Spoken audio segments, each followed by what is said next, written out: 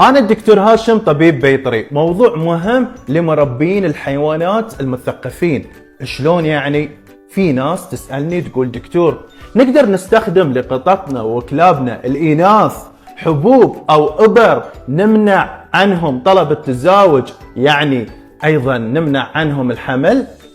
لا ما يصير. زين دكتور هاشم عمليات التعقيم حرام؟ قبل كل شيء لازم تعرف الآثار الجانبية للحبوب والإبر اللي راح تعطيه حيواناتك الإناث القطط والكلاب اللي تمنعهم من الحمل وتمنعهم من طلب التزاوج. شنو آثارها الجانبية؟ من تاخذ هالحبوب أو الإبر راح يصير عندها شنو؟ إقبال على الطعام، شهيتها مفتوحة، وبالتالي راح يصير هالخمول والكسل، وهني راح يصير عندها السمنة، وغير كذي أمراض القلب، مشاكل في المفاصل.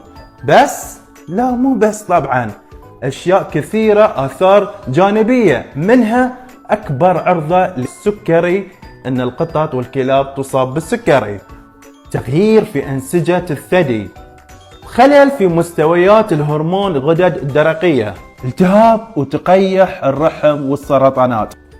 تعرف هذا شلون علاجه؟ عملية إزالة الرحم. يعني في النهاية راح تروح للدكتور في حالة طوارئ، تقول لهم شنو دكتور أسوي؟